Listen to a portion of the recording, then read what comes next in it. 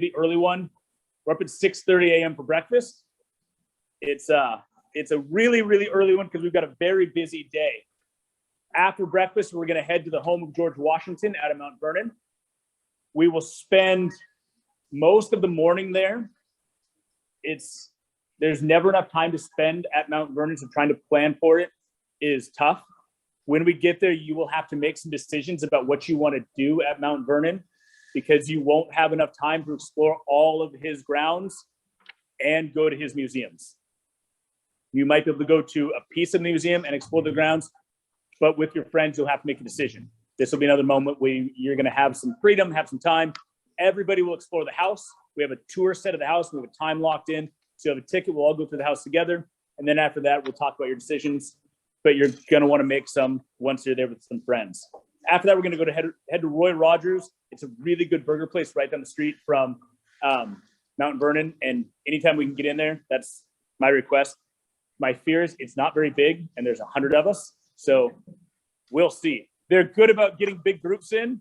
And it was my request to go there because I really like their burgers. So I apologize. But it should work.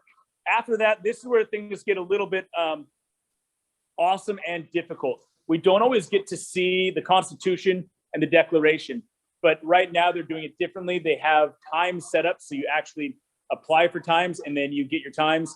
We put in forever ago, so we got all the times we wanted. The problem is they let in a limited amount of people at each time. We have a huge group.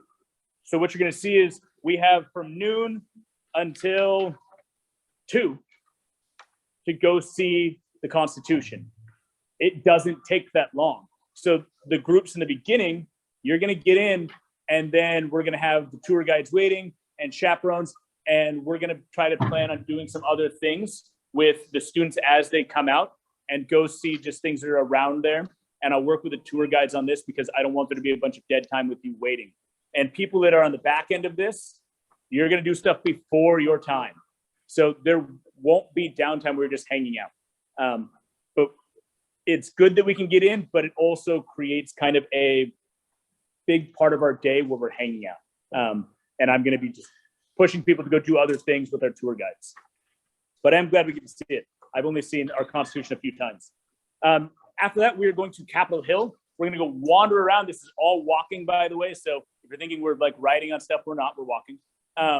We're going to go wander around Capitol Hill. We don't have tickets to go into the Capitol. It is not open for us still at the moment. If by some chance it opens up, we will pull every string to get into the Capitol, but they are not taking tours right now. I'm crossing my fingers because I absolutely love going on the tour. It is so cool, and I really want you guys to get there. If they open up, I promise we'll pull every string to get in there. But at the moment, there's just really nothing we can do. But we're going to go wander through that. We're going to go into the Library of Congress. So we'll go wander through the Library of Congress. That's an amazing building. And then we're just going to go to the Supreme Court. We can't go into the Supreme Court. There are way too many of us, and they would just look at us and say no. So we can't go into there, but we'll check it out. After that, we are going to go to a mall for our dinner.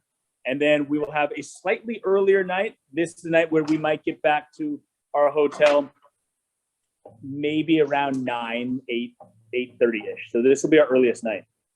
The next day we sleep in, 7 o'clock breakfast. It's better than 6:30. We're gonna head to the White House. The nice thing is the bus will just take us right there. We all just hop off our buses. Still can't go into the White House, but that's okay. The tours are really not good. They haven't been good in years. You just don't get to see anything. It take forever. Then we're gonna go to the Washington Monument. That we still can't go up the top of that, but that's all right. That's pretty short. Then we have lunch, and then we're going to the African American Civil War Museum and Memorial. I have not been to that. I heard it's excellent, so I'm kind of excited to see it. And we also have the Holocaust Museum. Not everybody will want to go to the Holocaust Museum. It is a heavier museum. It is not for the younger ones. Like, I'm pretty sure I'm not going to have my son go through it. And for people that don't want to go because they're just not ready for it yet, some of the chaperones will be going and taking students to the Smithsonian. I fully recommend going to the Holocaust Museum. It is absolutely amazing. It is also one that, you know, kids walk out of in tears. I have on many occasions. We have a good amount of time there. We'll have about 2.5 hours there. I know I spent 4 hours my first time, but students will go through a little bit quicker. It is very crowded in there, and it's done so on purpose, but they have limited the amount of people that are in now, so we kind of got lucky to get in. We will have time tickets for that one as well. So when our day ends at 1 o'clock there, it doesn't really, because then we're going to head to the Smithsonian, and then we're going to get buses to go to Philadelphia. So we'll hop on buses that evening and head up to Philadelphia. We're not entirely sure what time we're going to get in Philly. I'm hoping that we'll get in early enough so that we can do a walking tour of downtown Philly. I love Philadelphia. Like, I absolutely love it. It's one of my favorite cities. So my hope is we can get there early enough that we can do a walking tour of downtown, because on Thursday, we don't quite have enough time to do downtown Philly because it'll be all history stuff. So then Philly, we will head to Independence Hall. Again, this will be a moment where we have timed entries. So at 9 a.m., we're going to go into Independence Hall, and we'll have breakfast at the hotel before that, but it's just not on there yet. That's why it says draft, sorry. So we'll head into Independence Hall. We have time tickets into that. Students that are coming in later, we're going to go do other things. That'll be where we get to go see the Liberty Bell and explore other parts of Philadelphia after you go in. And students that come in later, you're going to see that stuff before. After that, we have the National Constitution Center. We have time tickets for that as well. And that place is really cool. It's one of the newer buildings in Philly, and it's awesome. And then we will be on a plane and heading home, which will be just us. So that is our trip in a very quick overview. There's a lot more to it than that, but that is the basics. So with that, I want to check to make sure I cover everything that I wanted to off the top. All right, so that is essentially what I have for covering everything. So I'm sure I missed stuff. Questions? All right, question. So like when you're at the Smithsonian and you have a group, are you sit there and take practice their chaperone groups there? Yep. Is that possible? So like if she wants to go when you and somebody else can go if I have time. Absolutely. Yep, absolutely. So the question was, when they go to places like the Smithsonian, can they go to other groups that are not part of their chaperone group? Yeah, they absolutely can. That's where just the independence comes in. It's going to be more like one chaperone will say, hey, I am going to be going to natural history. And they'll head to the natural history just to be there to make sure kids can check in. But then we'll have a meetup time at a specific spot where everybody will come meet, and that's where you'll meet your chaperones. So the chaperones aren't going to be there to like take you places and have you follow them. It's more of a, I'm in charge of this group. Are you all here? You're all here. Good. Okay. Now go do your thing. Come back. I'll see you in. And so that's the idea of our chaperone groups.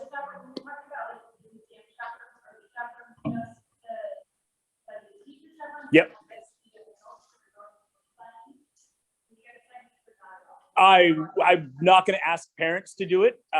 Parents are more than welcome to say, hey, you know, they're coming to the same spot with me. Yeah, let's all go together. But no, teacher chaperones are going to be the ones that will be at the different areas.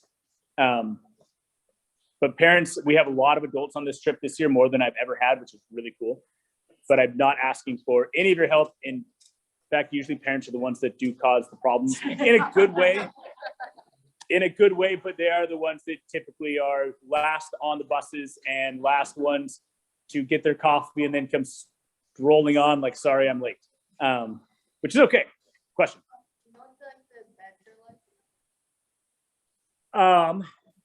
Usually we will have at least, usually it's like 2 kings in a bed or to a room is what we usually get.